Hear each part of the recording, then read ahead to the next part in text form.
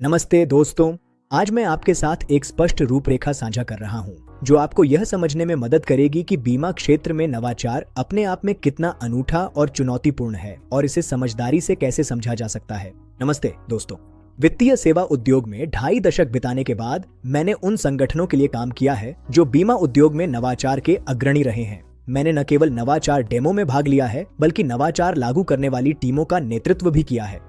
मुझे प्रत्यक्ष अनुभव है कि यह कितना चुनौतीपूर्ण हो सकता है। इन 2 दशकों में मुझे कुछ सफलताएं मिली हैं और कई असफलताएं भी मिली हैं, लेकिन मैं मानता हूं कि नवाचार के प्रयास न केवल चुनौतीपूर्ण बल्कि संतोषजनक भी होते हैं। फिर भी इसमें कई भावनात्मक उतार चढ़ाव आते हैं, जिनमें कुछ ही खास पल होते हैं। मैंने यह खोजा है कि केवल 5 ऐसे विषय हैं जो मुझे लगता है कि बीमा क्षेत्र के लिए विशिष्ट हैं, जो इसे नवाचारकर्ताओं के लिए विशेष रूप से अलग और कठिन बनाते हैं, खासकर उन लोगों के लिए जो पारंपरिक स्थापित कंपनियों में काम कर रहे हैं। हालांकि इंश्योरटेक स्टार्टअप्स भी निश्चित रूप से इन चुनौतियों का किसी न किसी रूप में सामना करते हैं। ये रही मेरी 5 विषयों की सूची। पहला, अत्यंत जटिल उत्पाद और सेवाएं। दूसरा, एक उद्योग के रूप में लंबा इतिहास। तीसरा, मुख्य विषयों की विस्तृत प्रकृति। चौथा, ग्राहक सहभागिता की कमी। और 5वां, असफलता को कभी सराहा नहीं गया है। आइए इन सभी बिंदुओं को एक एक करके विस्तार से समझते हैं। पहला, अत्यंत जटिल उत्पाद और सेवाएं। बीमा उन सबसे जटिल उत्पादों में से एक है जिनसे मैं अपने जीवन में कभी मिला हूं, और इसके कई कारण हैं। केवल अमूर्त उत्पाद और सेवाएं ही पॉलिसी धारक के जीवन काल के किसी बिंदु पर प्रदान की जाती है, जो एक साथ वित्तीय साधन और कानूनी अनुबंध दोनों का संयोजन होती है। और यदि इसे छापा जाए तो ये सब एक ही पॉलिसी दस्तावेज में समाहित होती है।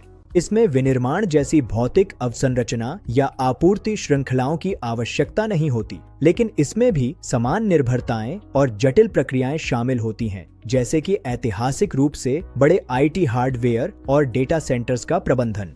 इसके अलावा बाजार में लाने और बेचने की चुनौतियां भी हैं, क्योंकि ग्राहक को शिक्षित करने की आवश्यकता होती है, चाहे वह प्रत्यक्ष B2C व्यवसाय हो या B2B2C एजेंसी ब्रोकर चैनल के माध्यम से। मैंने अभी पुनर्बीमा, परिसंपत्ति प्रबंधन, तृतीय पक्ष विक्रेताओं और दावेदारों आदि का उल्लेख भी नहीं किया है।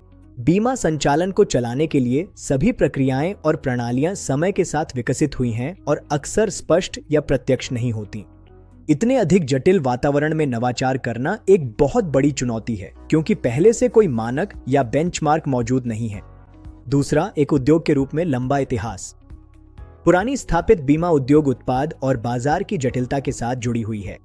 जैसे जैसे जटिलता बढ़ी, उन्हें पूरा करने के लिए प्रणालियां और प्रक्रियाएं विकसित की गईं, लेकिन फिर भी उद्योग तकनीक को अपनाने में धीमा है।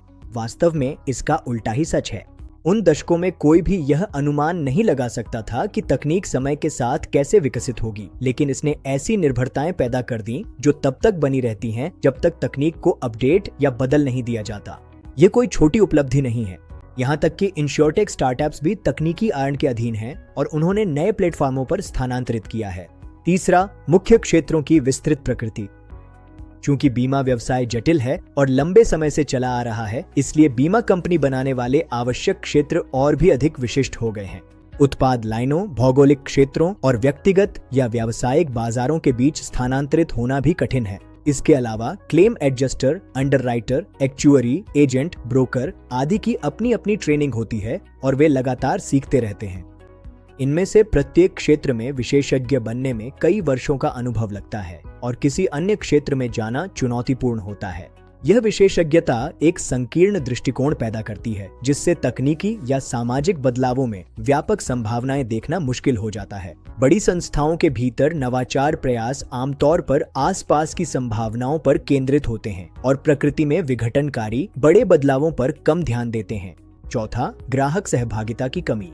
बीमा को आमतौर पर इसकी प्रकृति के कारण सेट करो और भूल जाओ वाली चीज के रूप में देखा जाता है। उपभोक्ता प्रीमियम का भुगतान यह सोचकर करते हैं और आशा करते हैं कि उन्हें कभी दावा दायर करने की आवश्यकता न पड़े। लेकिन जो कुछ लोग हर साल नुकसान उठाते हैं, वे इस बात से खुश होंगे कि उन्होंने यह उत्पाद खरीदा था, यह मानते हुए कि उन्हें दावा प्रक्रिया में कोई परेशानी नहीं होगी, जो कि हर बार 100% नहीं होता। वर्षों से बीमाकर्ताओं ने अन्य तरीकों से भी मूल्य प्रदान करने का प्रयास किया है, जैसे कि नुकसान नियंत्रण या निवारक देखभाल सेवाएं। लेकिन इस तथ्य को देखते हुए कि अधिकांश प्रीमियम नुकसान की भरपाई भरपाई के लिए उपयोग किए जाते हैं, बीमाकर्ता दावों के भुगतान के अलावा अपने बीमा धारकों को अतिरिक्त मूल्य देने में सीमित हैं।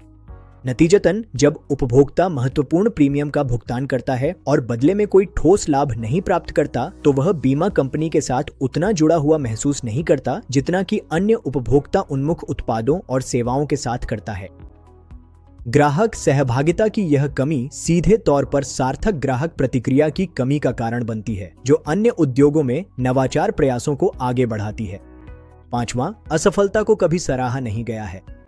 पहले 4 विषय जो उजागर किए गए हैं वे सीधे तौर पर बीमा व्यवसाय की प्रकृति से जुड़े हैं और इनमें बहुत कम बदलाव किया जा सकता है। ये क्षेत्र की वास्तविकता को दर्शाते हैं और नवाचार प्रयासों की योजना बनाते समय इन्हें सीमाओं के रूप में शामिल करना चाहिए।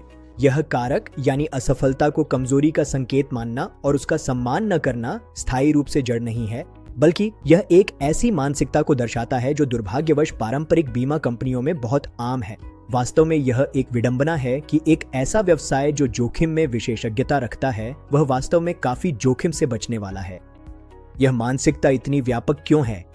बीमा उद्योग में नवाचार के लिए 5 अनूठी चुनौतियां बहुत स्पष्ट हैं और भले ही वे अपराजेय न हों, वे उन मजबूत व्यक्तियों, टीमों और कंपनियों के लिए बड़ी बाधाएं प्रस्तुत करती हैं जो निडर होकर नवाचार करने का साहस रखते हैं। फिर भी आज दुनिया भर में हजारों लोग यही कर रहे हैं, निडर होकर नवाचार कर रहे हैं ताकि अपनी कंपनियों को बेहतर बना सकें, ग्राहकों की बढ़ती अपेक्षाओं को पूरा कर सकें और पूरे उद्योग को आगे बढ़ा सकें ताकि समाज की बदलती जरूरतों को पूरा किया जा सके। वे कंपनियां जो लगातार नवाचार करती हैं, वही हैं जिन्होंने नवाचार की संस्कृति को पोषित किया है। व्यक्तिगत सफलता की कहानियों से आगे बढ़कर उन्होंने अपने कर्मचारियों को एक सुरक्षित वातावरण प्रदान किया है जहां वे बार बार नए उत्पाद और सेवाएं बनाने, डिजाइन करने, निर्माण करने, असफल होने, सुधारने, परीक्षण करने और लॉन्च करने के लिए स्वतंत्र हैं। बीमा क्षेत्र में संगठन इन प्रयासों की एक झलक दिखाते हैं और सभी प्रस्तुतियां उनके साहस, हिम्मत और बड़े अवरोधों तथा चुनौतियों के सामने निडरता के लिए सराहना की पात्र हैं। एक पल रुककर उन लोगों को पहचानें और धन्यवाद दें जो अपनी संस्था के भीतर नवाचार के लिए कड़ी मेहनत कर रहे हैं।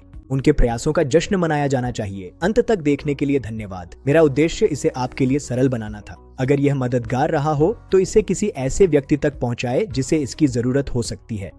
अगर आपके कोई और सवाल हो तो बेझिझक मुझसे mehravivyahoo.com पर संपर्क करें।